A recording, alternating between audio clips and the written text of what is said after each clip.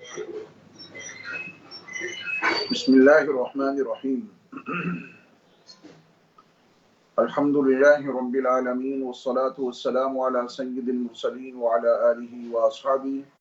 وازواجہ وذریاتہ واہل بیتہ اجمعین اما بعد فاعوذ باللہ من الشیطان الرجیم بسم اللہ الرحمن الرحیم طاسیم تلک آیات الکتاب المبین نتلو علیک من نبأ موسیٰ وفرعون بالحق لقوم یؤمنون۔ حضرات ناظرین کرام، سامعین اعزام، السلام علیکم ورحمۃ اللہ وبرکاتہ۔ خلاصہ تراویح پروگرام کے ساتھ آپ کی خدمت میں حاضر ہوں۔ قرآن مقدس کے 20ویں پارے میں ایک سورت ہے جس کا نام ہے سورۃ القصص۔ اس میں اللہ تعالیٰ نے حضرت موسیٰ علیہ السلام اور فرعون کا واقعہ بڑی تفصیل کے ساتھ بیان کیا ہے۔ سورت کے آغاز سے ہی وہ قصہ شروع ہو جاتا ہے اور کافی دور تک اللہ تعالیٰ نے حضرت موسیٰ علیہ السلام کا اور فرعون کا واقعہ، پھر ساتھ میں مدین میں آپ کے سفر اور پھر آپ کی واپسی، غرض یہ کہ بڑی تفصیل کے ساتھ میں حضرت موسیٰ علیہ السلام کا واقعہ اس سورت میں موجود ہے۔ اس سورت کا آغاز طاسیم سے ہوا ہے اور یہ حروف مقطعات میں سے ہیں جن کا علم ایک راز ہے اللہ اور اس کے رسول کے درمیان۔ اس کا مفہوم کیا ہے، اس کا مطلب کیا ہے، اس کا مقصد کیا ہے، اللہ جانے اور اس کے رسول جانے۔ اللہ اس کے رسول کے درمیان کا جو راز ہے وہ ہمیں اور آپ کو نہیں معلوم ہو سکتا، اس لیے اس کے ترجمے میں طاسیم ہی کہہ دیا جائے یا یہ کہا جائے کہ اللہ اور اس کے رسول کو اس کا علم زیادہ ہے۔ تلک آیات الکتاب المبین، غالباً یہ بات میں اس سے پہلے آپ کے سامنے عرض کر چکا ہوں کہ قرآن مقدس کی وہ تمام صورتیں جن کا آغاز حروف مقطعات سے ہوتا ہے، الف لام میم، حامیم، طاسین، طاسین میم، یاسین، طٰہٰ، اس طرح کے جو حروف مقطعات ہیں، جن صورتوں کا آغاز حروف مقطعات سے ہوا ہے، ان میں اکثر صورتیں ایسی ہیں کہ حروف مقطعات کے فوراً بعد قرآن مجید کا بیان آیا ہے۔ الف لام میم ذالک الکتاب لا ریب فیہ، ایسی ہی دیگر صورتوں میں جب آپ تجزیہ کریں گے تو آپ کو یہ حقیقت ملے گی۔ اکثر صورتوں میں چند صورتیں ایسی بھی ہیں کہ وہاں حروف مقطعات سے صورت کا آغاز ہوا لیکن اس کے فوراً بعد قرآن مجید کا تذکرہ نہیں ہے، مثلا کاف یا عین صاد ذکر رحمت ربک عبدہ زکریا۔ اسی طرح یہ سورۃ القصص بھی اس کا آغاز اسی طرح ہوا ہے۔ طاسین میم کے بعد اللہ تعالیٰ نے قرآن مقدس کا تذکرہ کیا، تلک آیات الکتاب المبین، یہ کتاب مبین کی آیات ہیں، وہ کتاب جو بہت کھول کھول کر حقائق کو بیان کرنے والی ہے، یہ اس کی آیتیں ہیں۔ یہ قرآن مقدس کے تعلق سے اللہ تعالیٰ نے وضاحت فرمائی کہ یہ کتاب مبین ہے اور یہ کتاب مبین کی آیتیں ہیں جو آپ کے سامنے پیش کی جا رہی ہیں۔ نتلو علیک من نبأ موسیٰ وفرعون بالحق لقوم یؤمنون، اللہ کا فرمان ہے کہ ہم آپ کے سامنے حضرت موسیٰ علیہ السلام اور فرعون کا قصہ صحیح بیان کر رہے ہیں ایسی قوم کے لیے جو ایمان لائے ہیں۔ نبی صلی اللہ علیہ وسلم کی تشریف آوری سے تقریباً 1950 سال پہلے کا یہ واقعہ ہے، لیکن اللہ تعالیٰ نے اپنے آخری نبی حضرت محمد صلی اللہ علیہ وسلم پر حضرت موسیٰ اور فرعون کا یہ واقعہ ایسا کھول کھول کر بیان کیا، اور نبی صلی اللہ علیہ وسلم نے اس وحی کے تناظر میں، اس وحی کی آیات کے پیش کرنے کے ساتھ ساتھ موسیٰ علیہ السلام کا قصہ ایسا سنایا گویا کہ آپ کی نگاہوں کے سامنے یہ واقعہ پیش آیا ہو۔ آپ علیہ السلام کوئی مورخ تو نہیں تھے، آپ علیہ السلام نے کوئی تاریخ کا علم تو نہیں پڑھا تھا، نہ آپ علیہ السلام کوئی جغرافیہ کو جاننے والے تھے، نہ آپ علیہ السلام نے مصر کا یا وادی سینا کا یا مدین کا کوئی سفر کیا تھا،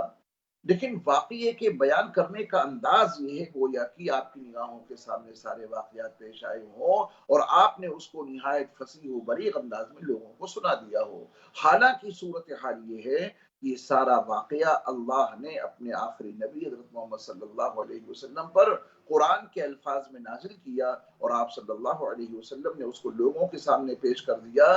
یہی نبی آخر الزمان حضرت محمد صلی اللہ علیہ وسلم کی نبوت و رسالت کی صداقت کی بین دلیل ہے۔ تو اللہ کا فرمان ہے کہ نتلو علیک من نبأ موسیٰ وفرعون بالحق لقوم یؤمنون، ہم آپ کے سامنے موسیٰ علیہ السلام اور فرعون کا واقعہ، فرعون کا قصہ حق کے ساتھ بہت ہی صحیح طریقے پر ٹھیک بیان کر رہے ہیں ایسی قوم کے لیے جو ایمان لائے۔ اللہ تعالیٰ نے واقعے کے آغاز میں فرعون کی سرکشی کا تذکرہ کیا۔ ان فرعون علا فی الارض وجعل اہلها شیعا یستضعف طائفة منهم یذبح ابناءهم ویستحیی نساءهم انه کان من المفسدین۔ فرعون یہ کسی ایک بادشاہ کا نام نہیں ہے، فرعون یہ کسی ایک شخصیت کا نام نہیں ہے، بلکہ مصر کا جو بھی بادشاہ اس زمانے میں ہوتا تھا اس کو فرعون کہا جاتا تھا۔ جیسے کسرا ایران کے بادشاہ کو کہا جاتا تھا، روم کے بادشاہ کو قیصر کہا جاتا تھا، یمن کے بادشاہ کو تبا کہا جاتا تھا۔ یہ القاب ہوا کرتے تھے ملکی بادشاہوں کے، جو بھی بادشاہ وہاں کا ہوتا تھا اس کو اسی لقب سے یاد کیا جاتا تھا، ان کے نام الگ الگ ہوا کرتے تھے۔ تو متعدد فرعون گزرے ہیں۔ حضرت موسیٰ علیہ السلام کے زمانے کا جو فرعون تھا یہ اس سے متعلق ہے کہ ان فرعون علا فی الارض، حقیقت یہ ہے کہ فرعون نے زمین میں سر اٹھا رکھا ہے، سرکشی کر رکھی ہے، بغاوت، ظلم، جبر، تشدد، استبداد پہ آمادہ ہوا ہے، اور اس کی حکومت کرنے کا اپنا ایک مخصوص طریقہ تھا۔ وہ قبیلوں کو، فرقوں کو آپس میں لڑا کے اتنا کمزور کر دیتا تھا کہ ان میں سر اٹھانے کی سکت ہی نہ باقی رہے، اور پھر اس کے اوپر یہ اپنا ظلم اور جبر اور تشدد ہر چیز کو روا رکھتا تھا اور ان سے بھرپور انداز میں بیگار لیتا تھا۔ تو یہ بنو اسرائیل چونکہ وہاں کے اصل باشندے تو نہیں تھے، مصر کے اصل باشندے قبطی ہیں، اور یہ فرعون بھی اسی نسل سے، اسی خاندان سے تعلق رکھتا تھا۔ یہ بنو اسرائیل تو پہلی بار جب مصر پہنچے ہیں تو حضرت یوسف علیہ السلام پہلی بار مصر پہنچے، پھر آپ کی نسل وہاں بڑھی، آپ اپنے بھائیوں کو سب کو بلا لیتے ہیں، وہ نسل آگے بڑھی، پھر اس میں حضرت موسیٰ علیہ السلام پیدا ہوتے ہیں۔ تو یہ بنو اسرائیل کی جو نسل ہے یہ تو بڑی محدود تھی، اور یہ صحیح معنوں میں وہاں باہر کے لوگ شمار کیے جاتے تھے۔ حضرت یوسف علیہ السلام نے جس زمانے میں وہاں کے بادشاہوں کے بالمقابل نظریہ پیش کیا اور اسلام کا پیغام پیش کیا، پھر اللہ تعالیٰ نے وہ وقت دکھایا کہ حضرت یوسف علیہ السلام مصر کے سیاہ سفید کے مالک بن جاتے ہیں۔ اس زمانے میں وہاں چرواہے بادشاہوں کی حکومت ہوا کرتی تھی، تو قرآن نے دونوں کے القاب الگ الگ بتائے ہیں۔ جس زمانے میں حضرت موسیٰ علیہ السلام مصر تشریف لے گئے ہیں، حضرت یوسف علیہ السلام مصر تشریف لے گئے ہیں، اس زمانے میں وہاں کے بادشاہ کو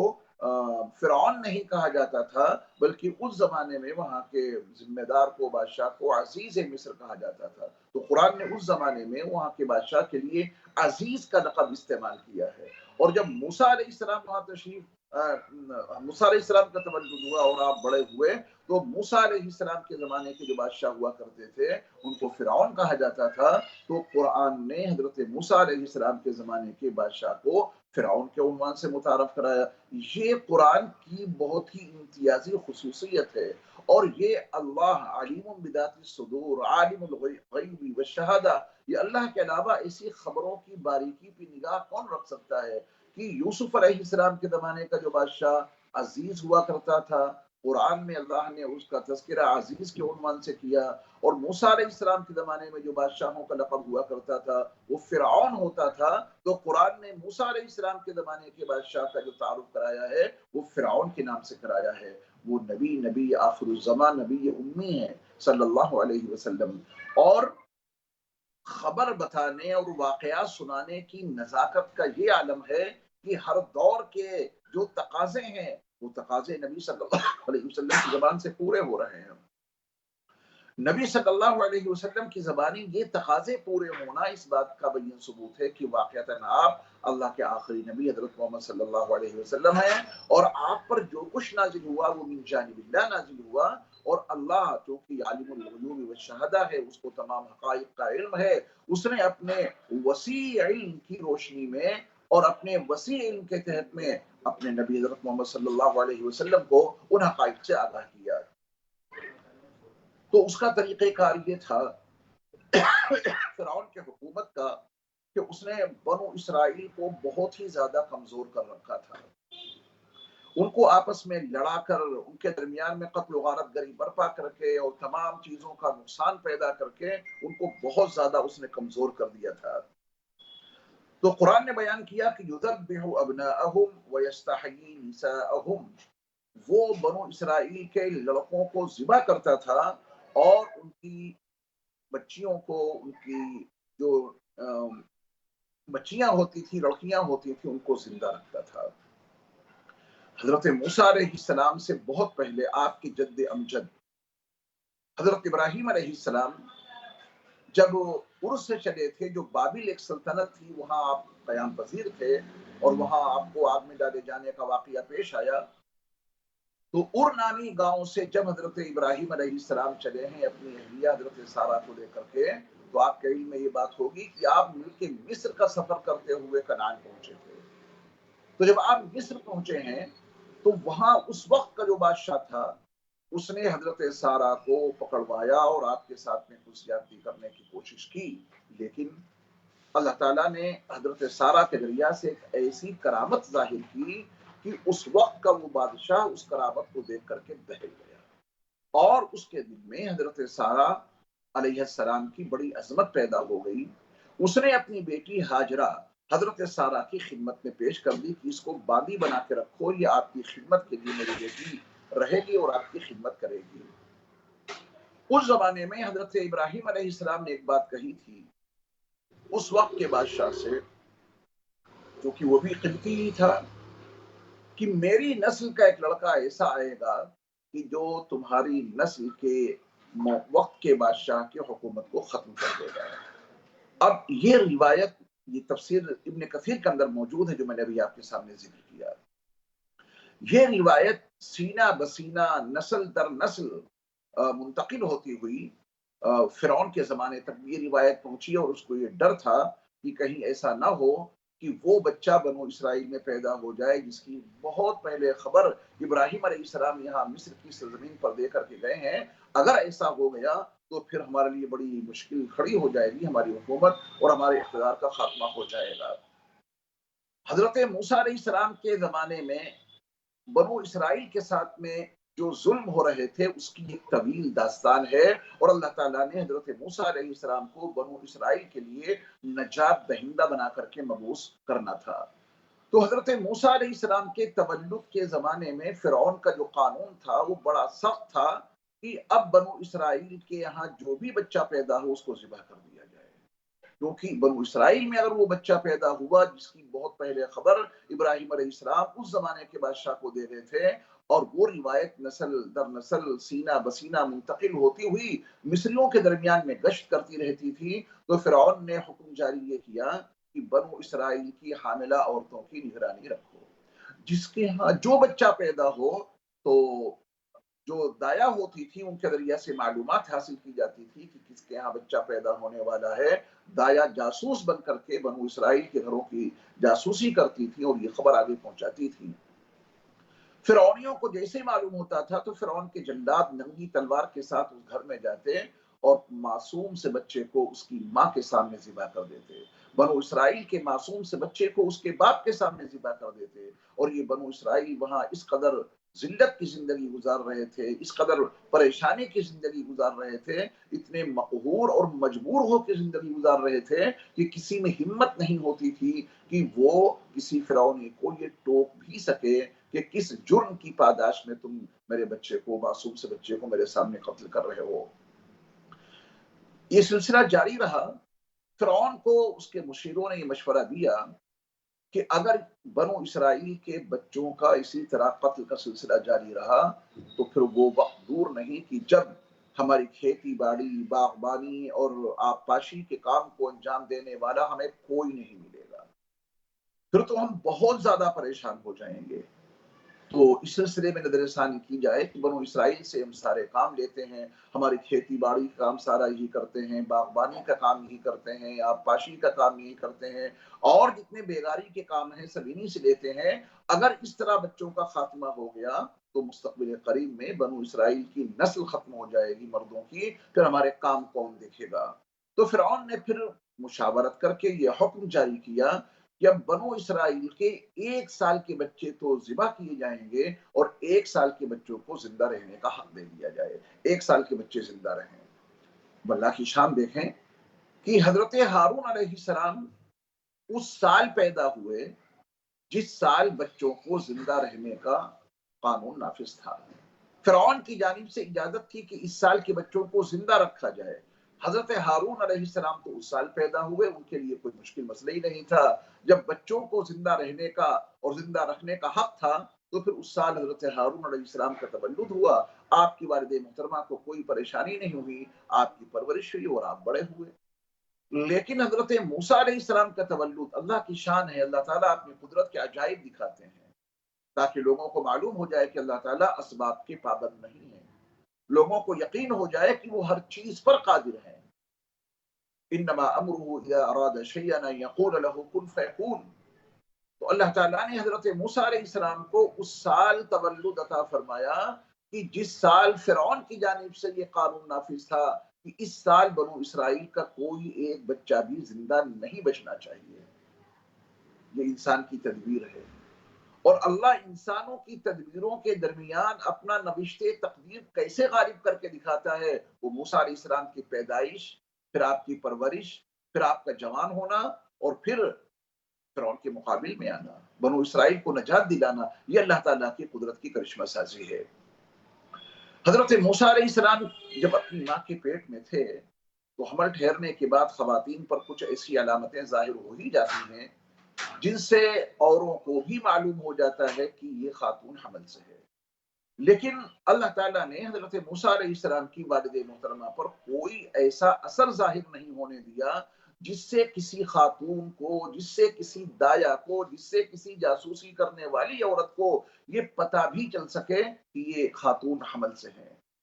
آثار حمل بالکل ظاہر نہیں ہوئے۔ موسیٰ علیہ السلام کے تولد کا وقت آ گیا، جو ایک وقت ہوتا ہے خاتون کے لیے بچے کے تولد کے سلسلے میں، وہ وقت پورا ہو چکا ہے، لیکن پیٹ کی حالت یہ ہے، ظاہری وضع قطع ایسی ہے، موسیٰ علیہ السلام کا چہرہ، حضرت موسیٰ علیہ السلام کی والدہ کا چہرہ مہرہ ایسا ہے کہ کوئی یہ محسوس تک نہ کر سکا کہ یہ خاتون حمل سے ہے، یہاں تک کہ وہ وقت آیا کہ حضرت موسیٰ علیہ السلام کا تولد ہوا، آپ دنیا میں تشریف لائے۔ اللہ تعالیٰ نے خصوصی محبت حضرت موسیٰ علیہ السلام کی آپ کی والدہ کے دل میں ڈال دی۔ ویسے تو ہر ماں کو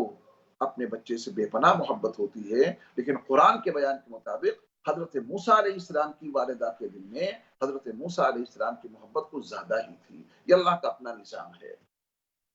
جب کسی جاسوس خاتون کو، کسی جاسوس دایا کو یہ پتہ ہی نہ چلا کہ یہ خاتون حمل سے ہیں تو ان کے گھر کی کوئی نگرانی بھی نہیں ہوئی۔ نارمل انداز میں موسیٰ علیہ السلام کی والدہ اپنا وقت گزارا کرتی تھی۔ موسیٰ علیہ السلام پیدا ہو گئے اور کسی کو پتہ نہیں چلا، کسی دایا کو پتہ نہیں چلا، آس پڑوس کے لوگوں کو پتہ نہیں چلا۔ تو قرآن کا بیان یہ ہے کہ حضرت موسیٰ علیہ السلام کے تعلق سے اللہ تعالیٰ نے حضرت موسیٰ علیہ السلام کی والدہ کے پاس ایک وحی بھیجی کہ وَأَوْحَيْنَا إِلَىٰ أُمِّ مُوسَىٰ أَنْ أَرْضِعِيهِ۔ ہم نے موسیٰ علیہ السلام کی ماں کے پاس وحی بھیجی کہ آپ ان کو دودھ پلاتی رہیں۔ فَإِذَا خِفْتِ عَلَيْهِ فَأَلْقِيهِ فِي الْيَمِّ۔ ہاں جب تمہیں کوئی خطرہ محسوس ہو تو آپ ان کو ایک صندوق میں بند کر کے، آپ ایک تابوت میں ان کو بند کر کے اور دریائے نیل میں ڈال دیں۔ یہ اللہ تعالیٰ کی طرف سے حضرت موسیٰ علیہ السلام کی والد محترمہ کے دل میں القاء ہوا۔ اللہ نے یہ خفیہ پیغام حضرت موسیٰ علیہ السلام کی والد محترمہ کے پاس بھیج دیا۔ حضرت موسیٰ علیہ السلام کی والد محترمہ نے ایک تابوت بنوایا اور آپ اپنے بچے کو دودھ پلا کے اسی کے اندر لٹا دیتی اور تابوت کو بند کر دیتی، کبھی کبھار آپ اس کو سائڈ میں کر دیتی۔ اللہ کا بیان یہ تھا، اللہ تعالیٰ کا حکم یہ تھا کہ جب کبھی اے موسیٰ کی ماں تمہیں کوئی خطرہ محسوس ہو تو اپنے اس بچے کو فَأَلْقِيهِ فِي الْيَمِّ، جس سے مراد دریائے نیل ہے، اس میں ڈال دینا، کیونکہ فرعون کے محلات دریائے نیل کے ساحل پر ہی تو بنے ہوئے تھے۔ اللہ کا جو کچھ منصوبہ ہے وہ بھی آپ کے سامنے آئے گا۔ چنانچہ ایک موقع پر حضرت موسیٰ علیہ السلام کی والد محترمہ کو یہ خوف محسوس ہوا کہ شاید میرے بیٹے کو فرعون کے جلاد قتل نہ کر دیں، تو موسیٰ علیہ السلام کی والد محترمہ نے اسی تابوت میں آپ کو رکھا اور آپ کو دریا میں ڈال دیا۔ اور موسیٰ علیہ السلام کی جو بہن ہیں ان کو حکم دیا کہ ذرا تم ان کے ساتھ کنارے کنارے چلو، چلنا ایسے کہ کسی کو محسوس نہ ہو۔ اگر کسی کو محسوس ہو گیا کہ یہ تیرا بھائی ہے اور تو اس کی بہن ہے تو سارا راز فاش ہو جائے گا اور بیٹے کی زندگی خطرے میں پڑ جائے گی۔ ظاہر بات ہے کہ وہ موسیٰ جن کی محبت اللہ تعالیٰ نے خصوصی طور پہ حضرت موسیٰ علیہ السلام کی والدہ کے دل میں ڈال دی ہو، جب موسیٰ کی اس ماں نے اپنے لخت جگر، اپنے نور نظر کو اس دریائے نیل میں ڈالا ہوگا تو اس کے دل پہ کیا گزر رہی ہوگی۔ لیکن اللہ تعالیٰ کا وعدہ تھا کہ وَلَا تَخَافِي وَلَا تَحْزَنِي، اے موسیٰ کی ماں اپنے اس بچے کو اس دریا میں ڈالنے کے بعد خوف زدہ نہ ہونا، غم کرنے کی کوئی ضرورت نہیں ہے، نہ ڈرنا ہے نہ غم کرنا ہے۔ اِنَّا رَادُّوهُ إِلَيْكَ، ہم تم سے وعدہ کرتے ہیں کہ تمہارے اس لخت جگر اور تمہارے اس نور نظر کو تمہاری گود تک ضرور واپس کریں گے۔ ایک دن وہ ضرور آئے گا کہ یہ تمہارا بیٹا، تمہارا لخت جگر، یہ تمہارا نور نظر تمہاری گود میں ہوگا۔ یہی تو اللہ کی قدرت کی کرشمہ سازی ہے۔ اللہ اپنے منصوبوں کو نہایت خفیہ انداز میں آگے بڑھاتے ہیں۔ اب آپ دیکھیں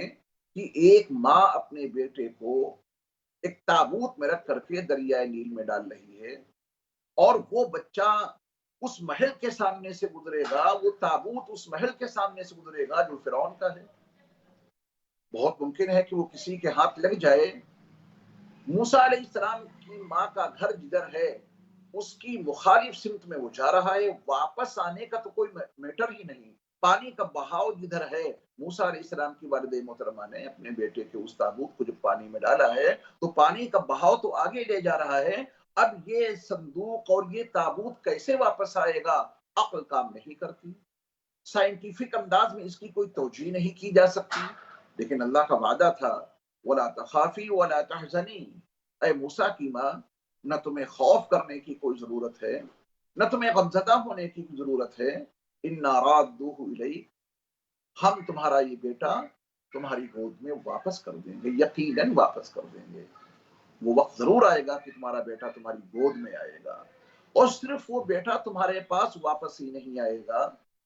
وہ تمہارا لخت جگر صرف تمہاری گود میں ہی واپس نہیں آئے گا، بلکہ اے موسیٰ کی ماں یہ خوشخبری سنو وَجَاعِلُوهُ مِنَ الْمُرْسَلِينَ، ہم تمہارے اس بیٹے کو اپنے رسولوں میں سے ایک رسول بنائیں گے۔ اللہ اکبر، یہ خوشخبری دی ہے اللہ تعالیٰ نے حضرت موسیٰ علیہ السلام کی والد محترمہ کو۔ اب وہ تابوت دریائے نیل کی ہلکی موجوں کے ساتھ میں آگے بڑھ رہا ہے، بڑھ رہا ہے، وہ کدھر بھی جا سکتا تھا، لیکن اللہ کا نظام ہے، اللہ کا حکم ہے، فرشتے خدمت پر مامور ہیں، تو وہ تابوت بجائے کسی اور سمجھ جانے کے بالکل اس کنارے پہنچ گیا جہاں پر فرعون کا محل تھا، بالکل اس کنارے پہنچ گیا۔ وہاں فرعون کے کچھ لوگ موجود تھے، انہوں نے اس تابوت کو ساحل کے بالکل قریب دیکھا، کنارے دیکھا تو اس کو اٹھا لیا۔ فَالْتَقَطَهُ آلُ فِرْعَوْنَ، فرعون کے لوگوں نے اس تابوت کو اٹھا لیا، نکال لیا۔ اللہ کا فرمان یہ ہے کہ لِيَكُونَ لَهُمْ عَدُوًّا وَحَزَنًا، یہ اللہ کا نظام ہے کہ یہ ان کے لیے دشمن ثابت ہو۔ فرعون نے بنو اسرائیل کے اوپر جو کچھ ظلم اور جبر اور تشدد اور استبداد کر رکھا ہے، اللہ اس بچے کے ذریعہ سے اس کا انتقام لے اور ان کے لیے غم کا باعث بنے۔ لیکن کس چیز سے خوشی حاصل ہوگی اور کون سی چیز غم کا باعث بنے گی یہ انسان نہیں جانتا۔ انسان بہت سی چیزوں کو خوشی حاصل کرنے کے لیے لیتا ہے، لیکن خوشی کے وہی اسباب غم کے اسباب میں تبدیل ہو جاتے ہیں، اور بعض مرتبہ انسان کے سامنے غموں کے اسباب کے ہجوم ہوتے ہیں۔ تمام اسباب وہی ہیں جن سے غم پھیلے، غم بڑھے، لیکن اللہ تعالیٰ غم کے اسباب کو خوشی کے اسباب میں تبدیل کر دیتے ہیں۔ یہ اللہ کا اپنا نظام ہے۔ ان فرعون وہامان وجنودہما کانوا خاطئین، قرآن نے بتایا کہ حقیقت یہ ہے کہ فرعون اور حامان اور ان کا جو لشکر تھا یہ سب خطا کار، ظلم اور تشدد اور جبر اور استبداد ان کا شیوا تھا، بے پناہ ظلم کرتے تھے یہ بنو اسرائیل پہ خاص طور پہ۔ اب موسیٰ علیہ السلام کا وہ تابوت جب فرعون کے دربار میں پہنچا، موسیٰ علیہ السلام کی بہن دور سے دیکھ رہی ہے کہ اس تابوت کو کس نے اٹھایا اور وہ تابوت کہاں گیا۔ حضرت موسیٰ علیہ السلام کی بہن سارا منظرنامہ دیکھ رہی ہے، اندر وہ تابوت کھولا گیا تو اس میں اتنا حسین اور جمیل بے پناہ خوبصورت بچہ نکلا۔ سچی بات یہ ہے کہ اتنا خوبصورت بچہ قبطیوں نے کبھی دیکھا ہی نہیں تھا، اتنا خوبصورت بچہ بنو اسرائیل میں کوئی اور نہیں تھا، اتنا حسین اور جمیل بچہ، چاند جیسے مکھڑے والا بچہ، چوڑی چوڑی ہڈیوں والا بچہ، جس کی پیشانی سے نور چھلک رہا ہو، ایسا بچہ اسے دیکھا تو فرعون کا ذہن وہیں گیا کہ یہ تو کسی بنو اسرائیل کا ہی بچہ ہوگا، اور انہوں نے ہمارے جلادوں سے اپنے اس بچے کو بچانے کے لیے اس کو تابوت میں پیک کر کے دریا میں ڈال دیا۔ دیکھو نا، یہ بچہ بھی ہمارے قبضے میں آ گیا، اب اس کو میں ذبح کر دوں گا، کیونکہ وہ سال ہی بنو اسرائیل کے بچوں کی ذبح کرنے کا تھا۔ فرعون کے ذہن میں یہ بات آئی، وہ ایک فطری بات تھی کہ واقعتاً یہ کسی بنو اسرائیل کا ہی بچہ ہوگا، جس کی ماں نے، جس کے باپ نے ہمارے جلادوں کے قتل کے خوف سے اپنے بچے کو اس تابوت میں پیک کر کے یہاں ڈال دیا ہے۔ جلادوں کے ہاتھوں نہیں تو اب یہ میرے ہاتھ سے مارا جائے گا، یہ بچوں کے قتل کرنے کا سال ہے، اس کو تو پھر میں اپنے ہاتھ سے قتل کیے دیتا ہوں۔ اب آپ دیکھیے اللہ تعالیٰ کی قدرت کی کرشمہ سازی، انما امره اذا اراد شيئا ان يقول له كن فيكون۔ اللہ کی شان یہ ہے کہ جب وہ کسی چیز کا ارادہ کرتے ہیں، کسی چیز کا بھی، اس سے کہتے ہیں کن، وہ چیز ہو جاتی ہے جس کے لیے ایسا ارادہ ہو۔ وَإِن يَمْسَسْكَ اللَّهُ بِضُرٍّ فَلَا كَاشِفَ لَهُ إِلَّا هُوَ وَإِن يُرِدْكَ بِخَيْرٍ فَلَا رَادَّ لِفَضْلِهِ۔ اللہ تعالیٰ اگر تمہیں کسی مصیبت میں مبتلا کرنا چاہیں تو دنیا کی کوئی طاقت تم سے اس مصیبت کو دور نہیں کر سکتی، اور اگر اللہ تعالیٰ تم کو کسی بھلائی سے مالا مال کرنا چاہیں تو دنیا کی کوئی قوت تم سے اس بھلائی کو چھین نہیں سکتی۔ حضرت موسیٰ علیہ السلام کا نظام دیکھیں، اللہ اکبر، کہ اللہ اگر چاہتے تو موسیٰ کو بھی اسی سال پیدا کر دیتے جس اگلے سال بچوں کے زندہ رہنے کا قانونی طور پہ حق دے دیا جاتا تھا فرعون کی طرف سے، لیکن اللہ کو اپنی قدرت کی کرشمہ سازی بھی تو دکھانی ہے۔ انسانوں کے سامنے اللہ اپنی قدرت کے عجائب بھی تو دکھاتے ہیں تاکہ وہ حقیقت سے روشناس ہو سکیں۔ حضرت موسیٰ علیہ السلام کو اللہ تعالیٰ نے اس سال پیدا کیا جس سال بنو اسرائیل کے تمام پیدا ہونے والے بچوں کے لیے قتل کا قانون نافذ تھا۔ اللہ نے پیدا بھی کر دیا، حفاظت بھی کر دی، اب مسئلہ ہے پرورش کا۔ اللہ نے اپنی قدرت یہ دکھائی کہ جس بچے کے قتل کرنے کے لیے ہزار بچوں کا قتل ہو چکا ہے، وہ بچہ کہیں اور نہیں فرعون کے دربار میں پرورش پائے، اس بچے کی پرورش کے جو مصارف ہیں وہ کوئی اور نہیں فرعون برداشت کرے گا۔ وہ بچہ اسی کے شاہی محل میں پلے گا، بڑھے، وہ بچہ شاہی شان و شوکت کے ساتھ میں جیے گا،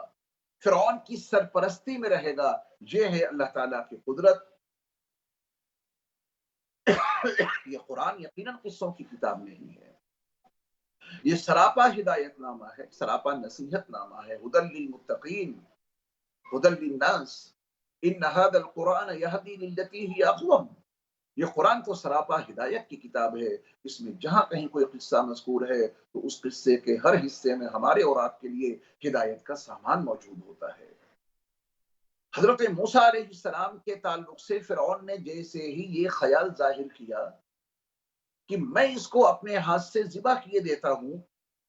تو ایسے موقع پر اللہ تعالیٰ نے فرعون کی بیوی آسیہ کو سبب بنا دیا۔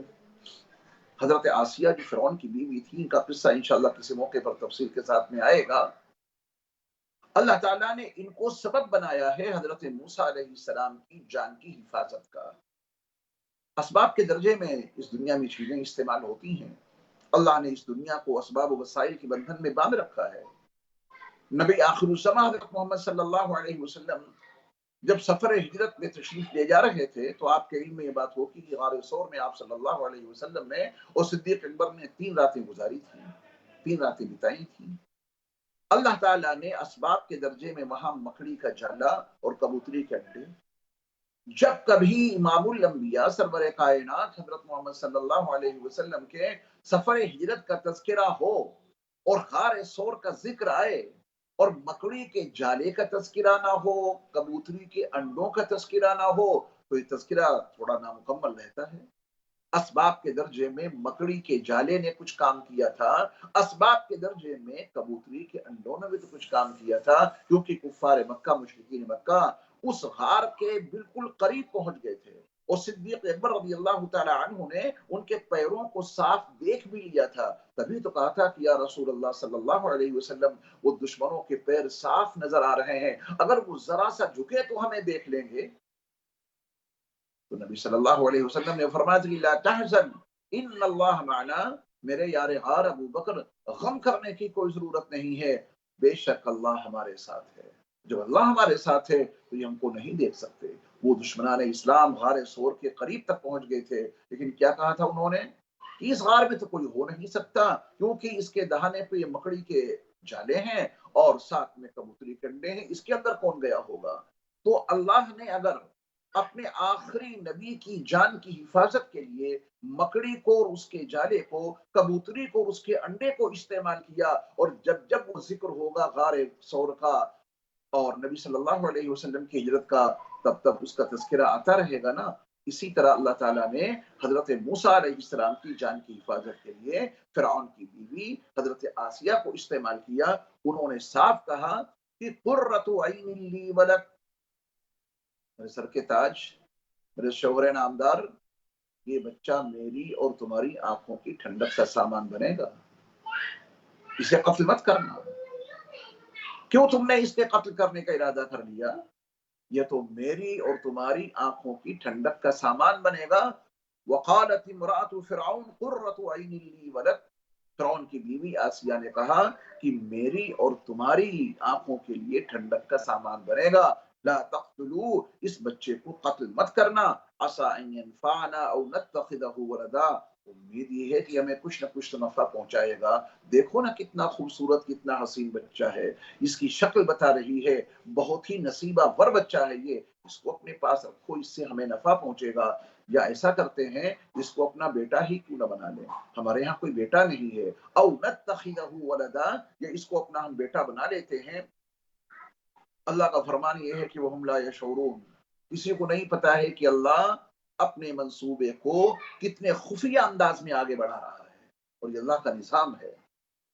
دنیا میں انسانوں کو نہیں معلوم ہوتا ہے کہ مستقبل قریب میں ہونے والا کیا ہے، اللہ اپنے خفیہ، اپنے منصوبوں کو نہایت خفیہ انداز میں آگے بڑھاتا ہے۔ آپ دیکھیں کہ اللہ تعالیٰ نے کس طرح موسیٰ علیہ السلام کو فرعون کے ہاتھوں میں پہنچا دیا، کس طرح اللہ نے موسیٰ علیہ السلام کو، معصوم سے موسیٰ کو فرعون کے دربار میں پہنچا دیا، اور وہ قتل کرنے کی پوری تیاری کر چکا ہے، بیوی رکاوٹ بن جاتی ہے، اسے قتل مت کرنا، ٹھہر جاؤ، اسے قتل مت کرنا، لا تقتلوا، یہ ہماری اور تمہاری آنکھوں کی ٹھنڈک کا سامان بنے گا، امید یہ ہے کہ ہمیں نفع پہنچائے گا، اپنا بیٹا کیوں نہ بنا لیں اس کو۔ حضرت آسیہ کو تو پورا فائدہ پہنچا، فرعون کو بھی فائدہ پہنچانے کے لیے موسیٰ علیہ السلام گئے تھے، لیکن اللہ زبردستی ہدایت کسی کو چپکاتا نہیں ہے، وہ اسباب پیدا کر دیتا ہے، ہدایت کے اسباب پورے پیدا کرتا ہے، دنیا کے تمام انسانوں کے لیے یکساں ہدایت کے اسباب پیدا ہوتے ہیں۔ آپ دیکھیں بارش سب کے لیے ہوتی ہے، لیکن زمینیں الگ الگ ہیں، کہیں زمین میں نشیب ہوتا ہے تو زمین اس بارش کے پانی کو اپنے اندر بھر لیتی ہے، خود بھی فیض یاب ہوتی ہے، اوروں کو بھی فیض یاب کرتی ہے۔ کچھ برابر کی زمین ہوتی ہے، وہاں کاشت ہوتی ہے، اس بارش نے اس کو بھی فائدہ پہنچایا، اور کوئی ٹیلا ہو، کوئی پتھر کی اونچی چٹان ہو، بارش وہاں بھی ہوئی ہے لیکن اس کو کوئی فائدہ نہیں، نہ اس سے دوسروں کو فائدہ۔ تو اللہ تعالیٰ اسی طرح جیسے بارش کے ذریعہ سب کو فائدہ یکساں پہنچانے کے اسباب پیدا کرتا ہے، اسی طرح اللہ تعالیٰ روحانی فائدہ پہنچانے کے لیے سب کے لیے یکساں اسباب فراہم کرتا ہے۔ اللہ تعالیٰ نبوت، رسالت عام کرتا ہے، لو فائدہ اٹھاؤ سب کے لیے، وہ چاہے بستی کے لیے آئے ہوں نبی، ایک قوم کے لیے آئے ہوں، ایک خطے کے لیے آئے ہوں، یا تمام دنیا کے لیے، جیسے نبی آخر الزمان حضرت محمد صلی اللہ علیہ وسلم۔ تو حضرت موسیٰ علیہ السلام صرف بنو اسرائیل کے لیے ہی نہیں، بلکہ جو قبطی لوگ تھے ان کے لیے بھی آپ نبی بن کر کے مبعوث ہوئے۔ لیکن فائدہ کون اٹھائے گا؟ جو چاہے گا۔ اللہ تعالیٰ نے فرعون کے فائدے کے لیے بھی حضرت موسیٰ علیہ السلام کو بھیجا تھا، لیکن فرعون اندر سے اتنا سخت تھا، اس کا دل ایک پتھر کی چٹان سے زیادہ سخت تھا، وہ فائدہ نہیں اٹھا سکا۔ حضرت آسیہ کے دل کی زمین بڑی نرم تھی، اللہ نے ان کے لیے فائدہ اٹھانے کا اسباب پیدا کیے، انہوں نے فائدہ اٹھا لیا، وہ ایمان لائیں حضرت موسیٰ علیہ السلام پر، اور پھر اس ایمان کی پاداش میں آپ کو کن صعوبتوں سے گزرنا پڑا، کن مشکلات سے گزرنا پڑا، اس کا تذکرہ قرآن میں بھی موجود ہے اور احادیث صحیحہ میں بھی موجود ہے۔ غرض یہ کہ آسیہ کے کہنے پر فرعون نے اپنا ہاتھ روک لیا اور یہ منصوبہ طے ہو گیا میاں بیوی کا، فرعون کا اور ان کی بیوی آسیہ کا، کہ اب اس بچے کو اپنا بیٹا بنا لیں گے۔ انہوں نے اپنا بیٹا بنا لیا۔ اب حضرت موسیٰ علیہ السلام کی جو والدہ ہیں ان کا دل تو بڑا بے قرار۔ قرآن کا بیان یہ ہے کہ وَأَصْبَحَ فُؤَادُ أُمِّ مُوسَىٰ فَارِغًا، موسیٰ علیہ السلام کی ماں کا دل بڑا بے قرار، میرا بیٹا دریائے نیل کی موجوں سے بہتا ہوا فرعون کے دربار میں پہنچ گیا ہے، وہاں کیا ہوگا، کیا گزرے گی میرے بیٹے پر، کیونکہ یہ سال تو وہ ہے جو بنو اسرائیل کے بچوں کے ذبح کرنے کا ہے۔ حضرت موسیٰ علیہ السلام کی بہن سارا منظرنامہ دیکھ رہی ہیں، دور کھڑی ہوئی، یہاں تک کہ فرعون نے حکم دیا کہ اب یہ بچہ ہے تو پھر اس کے لیے دودھ پلانے کا انتظام کیا جائے۔ دایا کو بلایا گیا، ایک دو دایا نہیں، بڑی اہم دایا بلائی گئی، چونکہ شہنشاہ مصر ہی نہیں، بادشاہ مصر ہی نہیں، بلکہ رب اعلیٰ کے بیٹے کو دودھ پلانا ہے، کیونکہ وہ ربکم الاعلیٰ کا دعوے دار تھا، تو وہاں کے لوگ اس کو اپنا رب ہی مانتے تھے۔ تو متعدد دودھ پلانے والی خواتین آئیں اور سب کی تمنا یہ تھی کہ یہ دودھ پلانے کا شرف ہمیں حاصل ہو جائے، کیونکہ رب اعلیٰ کے لے پالک کو، رب اعلیٰ کے متمنا کو، رب اعلیٰ کے منہ بولے بیٹے کو جو بھی دودھ پلائے گی جو خاتون، اس کو تو اتنا انعام ملے گا جو اس کے تصور سے بالا تر ہوگا، رہنے کی جگہ نہیں ملے گی، اتنا انعام ملے گا۔ لیکن اللہ کا نظام کچھ اور ہے۔ قرآن کا بیان یہ ہے کہ وَحَرَّمْنَا عَلَيْهِ الْمَرَاضِعَ، اللہ تعالیٰ نے موسیٰ علیہ السلام کے اوپر تمام دودھ پلانے والی عورتوں کی دودھ کو حرام کر دیا۔ موسیٰ کسی بھی دایا کی چھاتی میں منہ نہ لگ جائے، یہ بھی اللہ کا نظام ہے۔ یہ بچہ اگر کسی ماں کا دودھ پی لیتا ہے تو آپ یقین جانیے اس کے پیچھے حکم الہی شامل ہوتا ہے، اور کوئی بچہ اگر کسی عورت کا دودھ نہیں پیتا ہے اس کے پیچھے بھی حکم الہی شامل ہوتا ہے۔ آپ دیکھیں بڑی بڑی ماہر دودھ پلانے والی عورتیں آئی ہیں، ہر ممکن تدبیر اختیار کر لی، ہر ممکن راستہ اختیار کر لیا، لیکن موسیٰ علیہ السلام کسی کی چھاتی میں منہ لگانے کو تیار نہیں ہے، کیونکہ اللہ نے کہہ دیا تھا کہ ہم نے موسیٰ علیہ السلام کے لیے تمام دودھ پلانے والی عورتوں کے دودھ کو حرام کر دیا ہے۔ وَحَرَّمْنَا عَلَيْهِ الْمَرَاضِعَ۔ اب وہ سب پریشان کہ اب کیا کیا جائے، اور موسیٰ علیہ السلام ظاہر بات ہے کہ چھوٹے سے بچے ہیں، بھوک کی وجہ سے تڑپ رہے ہیں، بلک رہے ہیں، سسک رہے ہیں، اور کسی بھی دایا کا دودھ پینے کے لیے تیار نہیں۔ اللہ کا غیبی نظام ہے، اور اب وہ وعدہ پورا ہونے جا رہا ہے کہ اِنَّا رَادُّوهُ إِلَيْكَ، موسیٰ کی ماں غم مت کرنا، موسیٰ کی ماں خوف زدہ ہونے کی کوئی ضرورت نہیں ہے، بغیر خوف بغیر غم کے اپنے اس لخت جگر کو، اپنے اس نور نظر کو تابوت میں پیک کر کے دریا میں ڈال دو۔ اِنَّا رَادُّوهُ إِلَيْكَ، تمہارے اس بچے کو ہم تمہاری گود میں واپس کریں گے، وقت آ چکا ہے۔ اس بچے کو لے کر کے سبھی پریشان ہیں۔ موسیٰ علیہ السلام کی بہن وہیں کھڑی ہیں، انہوں نے کہا کہ اس بچے کے بارے میں تم لوگ کیوں پریشان ہو؟ سب نے بتایا کہ بچہ کسی کا دودھ نہیں پی رہا ہے۔ انہوں نے کہا کہ یہ خاتون کا پتہ اگر ہم بتا دیں تو، تاکہ بتا دو، اس سے بڑی کیا بات ہوگی، ہمارے لیے بڑی مہربانی ہوگی آپ کی کہ کوئی ایسی خاتون مل جائے جو اس کو دودھ پلا سکے۔ وہ ایک نازک موقع تھا جب رات ظاہر ہو سکتا تھا، لیکن اللہ نے وہاں پر بھی موسیٰ علیہ السلام کی بہن سے ایسی بات کہلوائی جس سے مراد ظاہر نہیں ہو سکا۔ وہ وقت آ ہی گیا کہ موسیٰ علیہ السلام کی ماں کی گود میں موسیٰ علیہ السلام پہنچے، پتہ بتایا گیا کہ یہ خاتون ہے۔ اللہ نے حضرت موسیٰ علیہ السلام کی والد محترمہ کو ایسی دل بستگی عطا فرمائی کہ اگر وہ دل بستگی اللہ کی طرف سے نہ ہوتی، دل کی مضبوطی اللہ کی طرف سے نہ ملتی، تو بہت ممکن تھا کہ وہ راز فاش ہو جاتا، کیونکہ آپ کی بے قراری بڑھتی جا رہی تھی نا۔ ان قادت لتبدی به لولا ربطنا على قلبها لتكون من المؤمنین، یہ اللہ تعالیٰ نے واضح کیا ہے ان کے دل کی بے قراری، لیکن اللہ تعالیٰ نے ان کے دل کو اسی پختگی عطا فرمائی کہ وہ راز ظاہر نہیں ہو پایا۔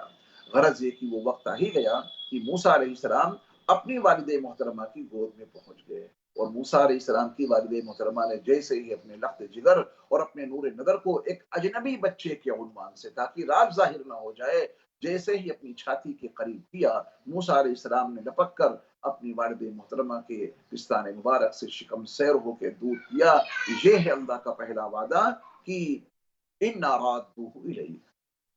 ہم آپ کی گود میں، آپ کی گہوارے میں، آپ کے ہاتھوں میں آپ کے لخت جگر لوٹائیں گے۔ اللہ تعالیٰ نے وہ وعدہ پورا کیا۔ فَرَدَدْنَاهُ إِلَىٰ أُمِّهِ،